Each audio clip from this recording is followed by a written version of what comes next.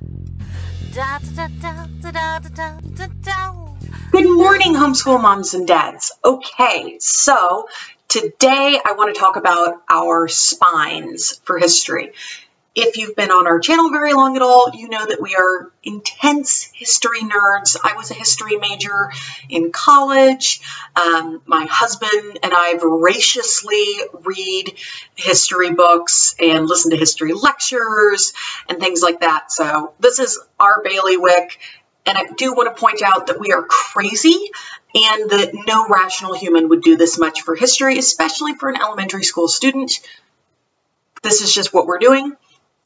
If a normal elementary school student did 1/5 of this, 1/10 of this, that would be more than enough. So do not let this video make you feel or ask the question, is this enough? What you're doing is fine. This is just our crazy thing.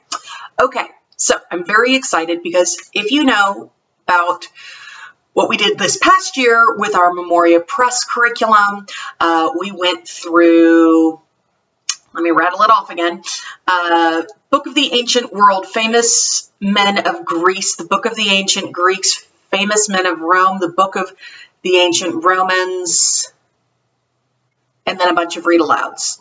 So we went through like 5 years-ish worth of Memoria Press history curriculum. I don't actually know if that's, oh, and we did Delaire's Greek myths also, so 6. So we did some stuff. This year, what we're going to do, and we've already started some of this. So we've already started Story of the World. I love to use Story of the World. Last year we didn't use it as much just because my daughter had already read the Ancient World story, listened to the Ancient World Story of the World like 3 times. So she knew it. I didn't count that as one of our spines.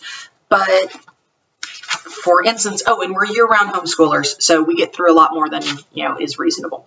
So for instance, we are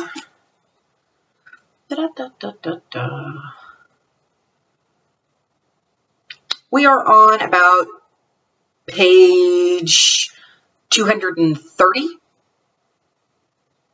Yeah, about 230, and there are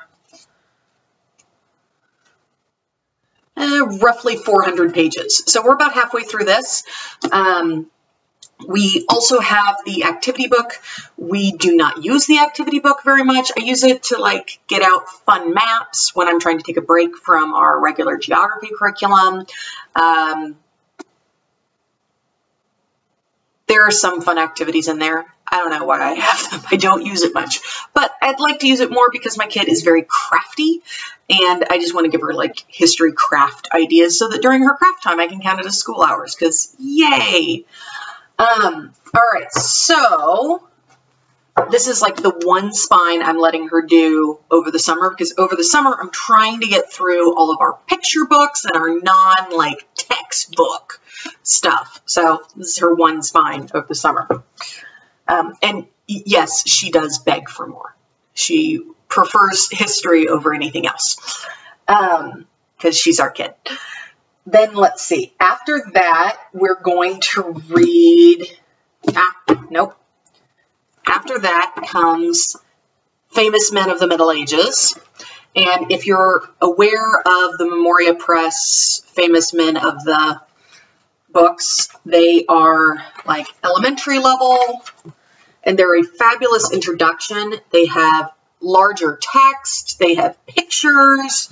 Some of the pictures are in color. See? Very pretty. And, you know, they're not super dense. It's a quick read. What I like about these is they have comprehension questions. So they also come with the guide. Now, we do not do the student guide. Our daughter is lagging behind in language arts, and we are perfectly fine with that. I come from a family of dyslexics, so that's fine. Whatever. She can take her time. We don't do the student guides. We just do the two-tier guides so that we can do everything orally. And I'm on some of the Memoria Press mom chat rooms and things, and it sounds like a lot of people do the teacher guides orally rather than having their kid just constantly writing everything out. Because especially in elementary, when writing is hard, if you're going to make them write everything out, then they're going to write significantly below their understanding level. They're going to choose the simplest words and the shortest sentence that they can possibly do to achieve the goal of the question, rather than getting you, this long Socratic answer and having a real discussion with you. So I vastly prefer doing things orally when it comes to history and Latin and as many things as I can.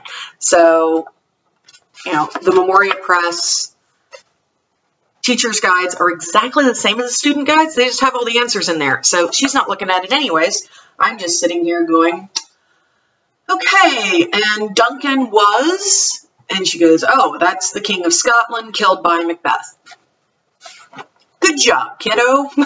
That sort of thing.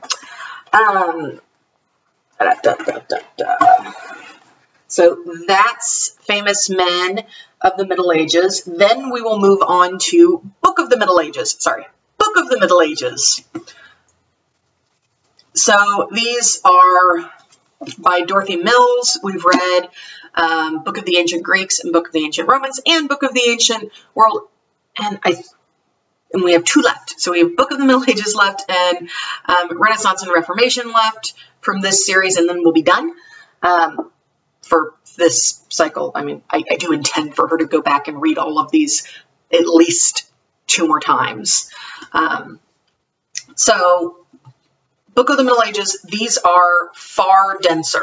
I remember being naive and thinking, oh, we get through like 100+ pages a day during read alouds, so we'll totally be able to read this in like a week, 2 weeks.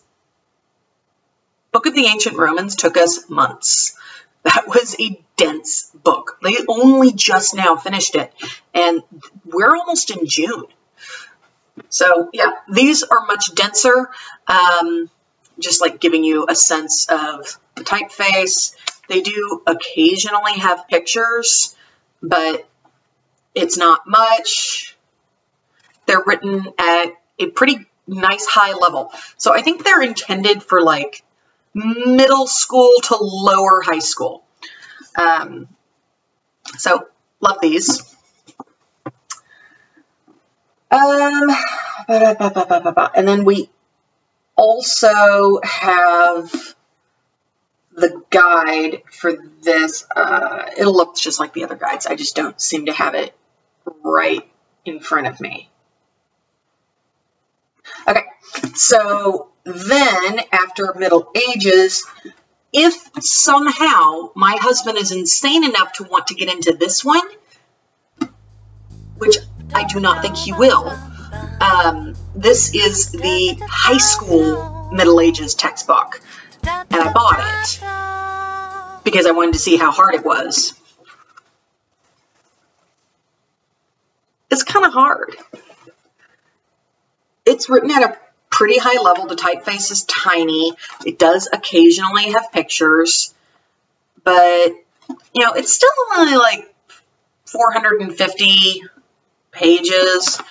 It's not crazy, but it's harder than the other ones. So if you wanted to go through the Middle Ages 3 times, 4 times with her at 4 different levels, getting progressively harder, then he can go through this. And I have the guides as well. This is the student guide. It came in a pack. I have the student guide. We obviously will not do the student guide. We will do the teacher's guide. So there are those. Then we will get into the Renaissance. And at a certain point, because we're on the classical conversation cycle, which is a 3-year cycle, we have to do the Renaissance this coming year. So at a certain point, I will stop them probably before they get to this book, and I will say, okay, you now have to move on to Renaissance and Reformation, because we have to get through that material. And then we will also do Story of the World 3 at that time. And then that's it. I don't have anything else for the Renaissance. I just have those 2 cores. So, well, I mean, I have like picture books and stuff, but we're going to be doing that in the summer. So I don't have other cores. I just have Renaissance and Reformation and Story of the World Volume 3, which we only have to get through like half of Story of the World Volume 3, because then it starts getting into more modern times, and we're not going to do that until the following year when we get back into Classical Conversations Cycle 3, and it will be our second time through it, so it'll be, you know, a whole different thing. So those are our spine history curriculums for Classical Conversations Cycle 2. This will be my daughter's 3rd grade year, technically, like if she were in government school. So, all right, there you have it. That's what we're doing. Thank you so much, and have a wonderful rest of your day.